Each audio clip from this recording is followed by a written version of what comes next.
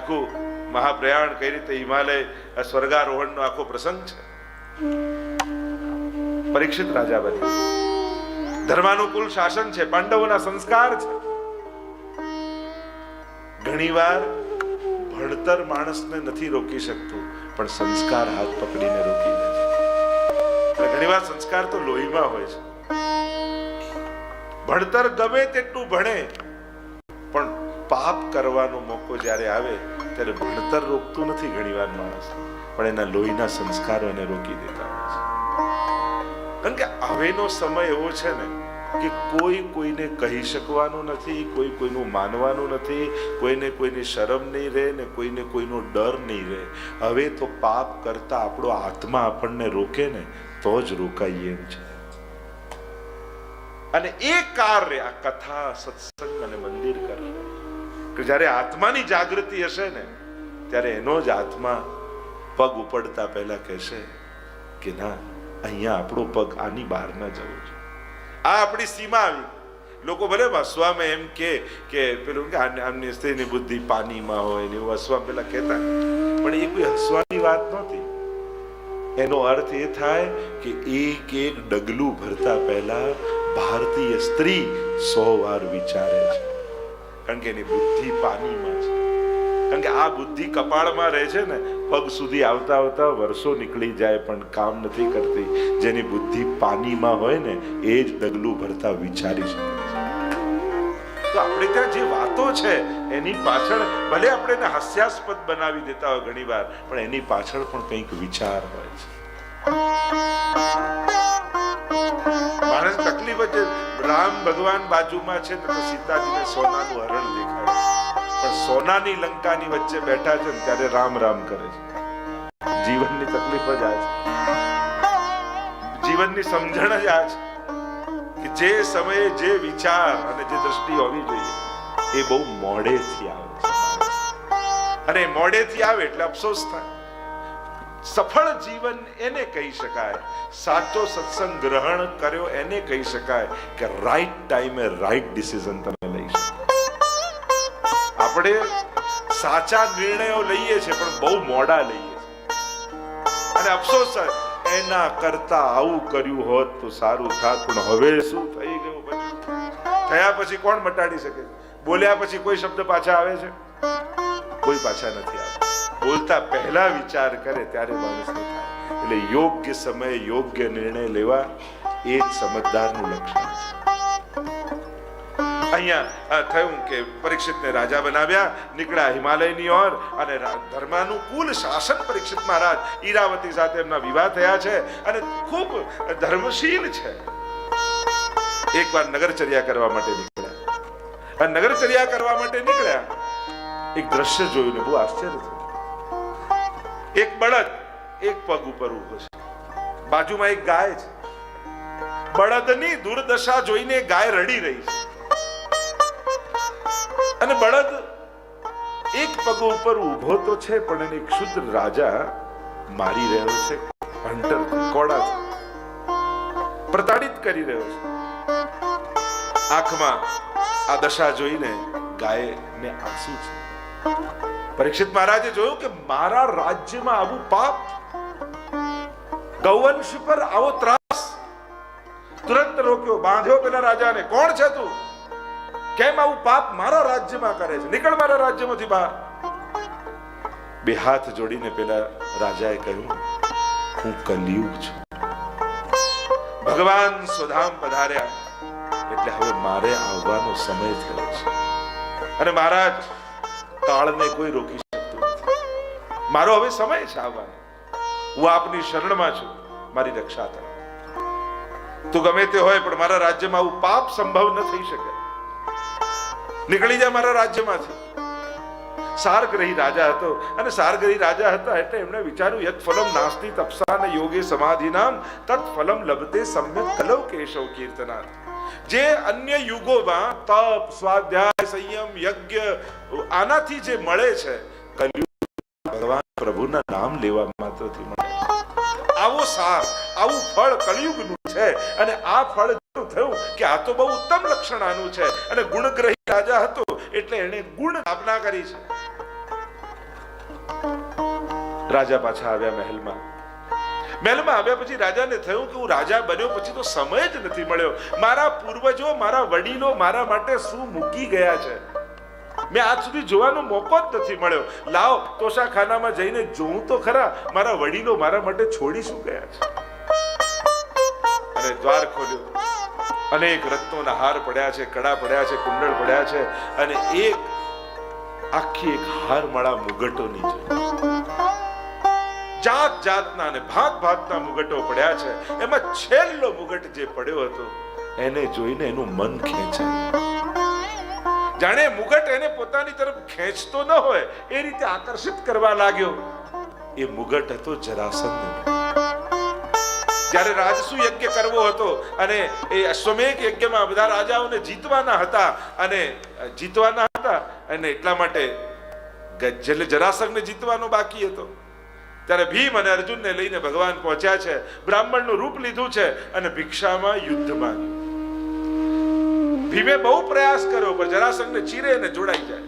ભગવાને યુક્તિ બતાવી, એક ફાંકને વિરુદ્ધ દિશામાં ફેંકીને કહ્યું અને જે રીતે એનો ઉદ્ધાર થયો, જરાસંઘનો ઉદ્ધાર કર્યો અને વિજયના પ્રતીક રૂપેનો મુગટ લેવા માટે ભીમ અગ્રસર થયો. અને જ્યાં લેવા જાય ભગવાને કહ્યું ઉભો રહે, આ અનીતિનું ધન છે, આને ન લઈશ. અરે પહેરીશ નહીં પણ ઘરમાં વિજયના પ્રતીક રૂપે રાખીશ. આ મુગટને જોઈને મને યાદ આવશે કે જરાસંઘને મેં માર્યો છે. વારંવાર પરમાત્માએ સમજાવ્યું પણ ભીમ નહીં માના. लेकर आया वो मुगट को विजय के प्रतीक के रूप राख्યું છે તોશાખાનામાં. દ્રષ્ટિ પડી પરીક્ષિત મહારાજની. ધીમે રહીને મુગટ પાસે આવ્યા, લીધો હાથમાં, થયું લાવ પહેરીને જોવું તો ખરા કેવો લાગે છે. અને જ્યાં મસ્તક પર પહેર્યો મળ્યો અવસર કલયુગને. અનિતિના સુવર્ણમાં કલયુગનો વાસ અને કલયુગ માથે આવીને બેસી અને માથે આવીને બેઠો એટલે તુરંત બીજો વિચાર આવ્યો કે આ બધા રાજાઓ શિકાર કરવા જાય, હું રાજા છું, હું તો ક્યારેય ગયો નથી, હિંસા કરવાની ઈચ્છા. આપણે એકવાર પાપ કરી, દુનિયાની શરૂઆત એને એકવારમાં શું છે, પણ એકવાર નથી હોતું, બીજા 99 વારની શરૂઆત હોય છે. એકવાર વ્યક્તિ પાપ કરવામાં સફળ થઈ જાય ને તો પાપ કરવાનું સાહસ એને આવી જતું હોય છે અને પછી ગ્લાની મનમાં રહેતી નથી. પ્રથમ વાર બહુ મહત્વનું છે. એટલે પહેલી જ વાર પાપ કરતા, એટલે કહ્યું ને કે તુલસીદાસજી પણ કહ્યું છે કે રિપુરુજ પાવક પાપ પ્રભુ અહીં ગણીએ ન છોટ કરી. આટલી વસ્તુને નાની નહીં ગણવી. રિપુ શત્રુને નાનો નહીં ગણવો, રુજ રોગને નાનો નહીં ગણવો, એમ પાપને પણ નાનો નહીં ગણવો. એમ થાય કે આ નાના પાપમાં શું છે, પણ એક કરશો તો બીજી વાર કરવાની ઈચ્છા થશે અને ત્રીજી વાર આ બેને છુપાવવા માટે કરવું પડશે. અને એ જ રીતે શૃંખલા એકવાર શરૂ થાય પછી માણસ અટકી નથી શકતો. અને એટલે જ્યાં કલયુગ સવાર થયો, હિંસા કરવાની ઈચ્છા થઈ અને બધા સિપાહીઓને ને પ્રધાનને કહ્યું કે ચાલો વનમાં જઈને શિકાર કરવા જઈએ. નીકળ્યા છે શિકાર કરવા માટે. બધા જ કંઈક છૂટા પડી ગયા. કોઈ ક્યાં ગયું, કોઈ ક્યાં ગયું, કોઈ ક્યાં ગયું. રાજા એકલા અને ભર તડકો છે, બહુ તરસ્યા અને ભૂખ્યા થયા છે. સાંજ પડવાની તૈયારી થઈ છે. સવારથી એક ઘૂંટડો પાણી નથી પીધો, એક અન્નનો દાણો મુખમાં નથી. ચારે બાજુ શોધે છે ક્યાંક કોઈ કેવું સ્થાન મળે, આશ્રય સ્થાન, તો ત્યાં જઈને કઈ અન્ન જળ ગ્રહણ કરવું. એટલામાં સામે શમિક ઋષિનું આશ્રમ દેખાયું અને આશ્રમ દેખાયું એટલે રાજાએ પ્રવેશ કરી લીધો. મહાપ્રભુજી કહે પહેલો અપરાધ એ કર્યો કે આજ્ઞા વગર પ્રવેશ કર્યો. મને તો પૂછીને જવું જોઈએ. ગીતાજીમાં તો ભગવાને કહ્યું તદ્વિદ્ધિ પ્રણિપાતેન પરિપ્રશ્નેન સેવયા ઉપદેક્ષન્તિ તે જ્ઞાનમ જ્ઞાનિનઃ તત્વદર્શિનઃ. 3 शर्त बताई, तद्विद्धि, प्रणिपातेन और सेवया. ये 3 विधा बताई और फिर प्रश्न करने की बात की. यहाँ प्रवेश કર્યો અને માથે કલયુગ બેઠો હોય ને તો કોઈની શ્રદ્ધા પણ આપણને નાટક જેવી લાગે. આપણા માથે જ્યારે કલયુગ હોય ત્યારે એમ લાગે આ તો ખાલી ભગત બનવાના નાટકો કરે, આ તો ખાલી આમ થાય, આ તો ખાલી આમ. પછી કોઈની ભક્તિ પર દ્રષ્ટિ ન જાય, પછી એના દોષ ઉપર જ નજર જાય. ભલે એને કીર્તન ગમે તેટલા સારા પણ સ્વભાવના કેવા છે, ભલે ને આ પેલા આમ થાય, કેવા કંજૂસ છે, ભલે ને આ પેલા શિંગાર કરે પણ આ તો આમ છે, એમનો વિચાર કરે કે આમ છે, ભલે આવો સ્વભાવ, કીર્તન બહુ સારા ગાય છે, ભલે આવા કંજૂસ છે પણ શિંગાર ઠાકોરજીના બહુ સુંદર કરે છે. જોવો જોઈએ ગુણ, પણ માણસ અવગુણથી ઓળખે. કલિયુગ સવાર થયો અને ઋષિ મુનિ ધ્યાનમાં બેઠા હતા, ધ્યાનમાં મગ્ન હતા. રાજાને થયું કે મને માન ના આપવું પડે ને, એટલે નાટક કરે છે ધ્યાન કરવા. લાવ પરીક્ષા કરું. તીર કાઢ્યું, મરેલો સર્પ બાજુમાં પડ્યો હતો, ઉપાડ્યો તીરથી ઋષિના ગળામાં લપેટાવી દીધો. અને જ્યાં ઋષિના ગળામાં લપેટાવ્યો, ઋષિ તો ભગવાનના ધ્યાનમાં છે. અને રાજા ત્યાંથી નીકળી ગયા પાછા પોતાના મહેલ તરફ. પણ આ સમાચાર મળ્યા ઋષિના પુત્રને. રાજાએ મારા પિતાનું અપમાન કર્યું છે, નહીં કરવું બાપ. એને હાથમાં જળ લીધું, અભિમંત્રિત કર્યું અને કહ્યું કે તે તો મારા પિતાના ગળામાં મરેલો સર્પ નાખ્યો. જા, હું તને શ્રાપ આપું છું, આજથી 7મે દિવસે જીવતો તક્ષક આવી તને દંશ દેશે, તારું મૃત્યુ થઈ જશે. મહારાજને શ્રાપ લાગ્યો. અને શ્રાપ લાગ્યો, ઋષિને ખબર પડી, પુત્રને સમજાવ્યો કે તે આ શું કર્યું. રાજા તો ધર્મશીલ છે, આ રીતે સુધાતુર હતા ને એનાથી અપરાધ થયો છે. અરે, તે તો બહુ મોટો દંડ આપી દીધો. જાઓ, કોઈને મોકલો ને રાજાને સમાચાર આપો કે એને શ્રાપ લાગ્યો છે, 7મા દિવસે એનું મૃત્યુ થવાનું છે, એની પાસે 7 જ દિવસ છે. આપણને એમ લાગે, ઓહો બિચારા પરીક્ષિત પાસે 7 જ દિવસ. અરે, આપણી પાસે પણ 7 જ છે. 8મો આજ સુધી કોઈને મળ્યો જ નથી. બધાએ સોમથી રવિમાં જ જવાનું છે, કોઈને 8મો વાર મળવાનો નથી. 7 જ દિવસ છે બધા પાસે. હા, પરીક્ષિતને એટલી ખબર છે કે મને 7 દિવસ કાંઈ થવાનું નથી. આપણને તો કાલની ખબર નથી. આપણને દયા એના પર આવે છે, પણ ખરેખર દયનીય તો આપણે છીએ. એને એ તો ગેરંટી છે કે 7 દિવસ મને કંઈ થવાનું નથી, મારી પાસે 7 દિવસ છે. આપણને તો કાલની ખબર નથી હોતી. કહ્યું કે આ શ્રાપ પાછો કેમ ન લઈ લીધો ઋષિએ? તો કહ્યું કે એવી જગ્યા પર ઉભા રહીને શ્રાપ આપ્યો છો જ્યાંથી પાછું ન વળે એવું બ્રહ્માસ્ત્ર અશ્વત્થામાએ છોડ્યું. અને એ બ્રહ્માસ્ત્રનો પ્રભાવ એ ભૂમિ પર એવો હતો કે ત્યાંથી જે શબ્દ બોલાય ને એ પણ પાછા ન વળે. અને એટલા માટે શ્રાપ પાછો ના આવે. મહારાજ બેઠા છે સિંહાસન પર, દોડતો આવ્યો છે ઋષિ કુમાર, સમાચાર આપ્યા, મહારાજ આપને શ્રાપ લાગ્યો છે, 7મે દિવસે તક્ષક આવીને તમને દંશ દેશે. જો 7મા દિવસે કેમ કહ્યું, અત્યારે કેમ ન કહ્યું? કારણ કે સર્પ ગળામાં નાખ્યો, અને ગળામાં નાખ્યો એટલે 7 દ્વાર ખુલ્લા રહી ગયા. બે આંખ, નાક, મુખ, બે કાન. મસ્તક પર નાખ્યો હોત તો હમણાં ને હમણાં મરી જાય એવો શ્રાપ આવે. 7 દ્વાર ખુલ્લા રહ્યા એટલે 7મા દિવસે મૃત્યુના સમાચાર ભાગવતમાં અગાઉથી બેને મળ્યા છે. એક કંસને મળ્યા, બીજા પરીક્ષિતને મળ્યા. સમાચાર મળ્યા કે 8મો ગર્ભ તારો કાળ થશે, અને પરીક્ષિતને પણ સમાચાર મળ્યા 7મા દિવસે તક્ષક દંશ દેશે. બંનેમાં ફરક એટલો છે, કંસે મૃત્યુને મારવાની કોશિશ કરી અને પરીક્ષિતે મારવાની નહીં, સુધારવાની કોશિશ કરી.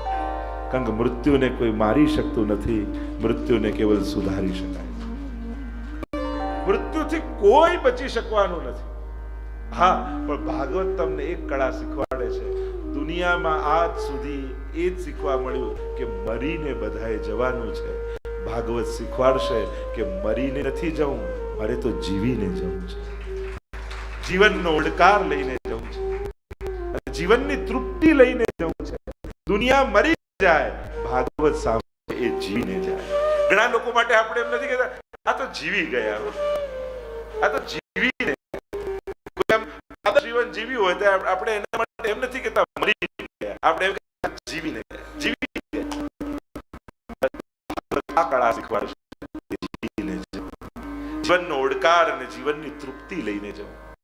જીવનની તૃષા સાથે નથી જવું, જીવનની તૃપ્તિ સાથે જવું છે. માનવ દેહ મળ્યો, વૈષ્ણવનો બધા આનંદ લઈને હું જાઉં છું. કારણ કે મૃત્યુને વૈષ્ણવ તો વાસાંસ જીર્ણા થા વિહાય નવા નરો કેટલું સરળ ભગવાને મૃત્યુને કરી દીધું. જેમ તમે સવારે ઓફિસે જાઓ અને ઓફિસે આખો દિવસ કામ કરી કપડા બદલી નાહી ધોઈને ફ્રેશ થઈ જાઓ અને તમે સ્નાન કરીને કપડા બદલો અને ફ્રેશ થઈ જાઓ. એમ ઘણા શરીરના કપડા કોઈના 60 વર્ષના, કોઈના 80 વર્ષના, કોઈના 50 વર્ષના, કોઈના 40 વર્ષના જૂના થઈ ગયા. અને બહુ વાપર્યા હોય તો કરચલી વાળા થઈ જાય ને કપડા. તો કેવા આપણા શરીર પણ કરચલી વાળા, કારણ કે આટલા વર્ષથી વાપરતા હોઈએ એટલે એમ થાય કે લાવ હવે આ કપડું બદલીને નવું પહેરી લઉં. આ જ મૃત્યુ છે. એટલે મૃત્યુ એ અફસોસ કે પશ્ચાતાપનો વિષય નથી, એ તો ઉત્સવનો વિષય છે કે પુનઃ નવીન જીવનની શરૂઆત. જેમ પતઝડ પછી ફરી અંકુરો ફૂટે એમ વિસર્જન પણ નવા સર્જનની શરૂઆત છે. મૃત્યુ પણ આવશ્યકતા છે જ ને. હવે વિચાર કરો, જો મૃત્યુ ન હોત અને તમારા એક જ ઘરમાં તમારા સાસુ, એના સાસુ, એના સાસુ, એના સાસુ અને એના સાસુ સાથે ના હોત, 7 દિવસ હવે શું થવાનું? હવે તો મરી જવાનું. પરીક્ષિતે વિચાર કર્યો, 7 વર્ષ છે, મરીને મુક્ત થઈને મૃત્યુ નથી જોઈતું, મુક્તિ. કોઈ ગુરુ અને મને ગંગાજીના મને ધારણ કર્યું, જે ઋષિ મળી મુનિ મળે જન્મમાં પડે પૂછે પ્રશ્ન કરે, 7 દિવસ છે મારો ઉદ્ધાર થઈ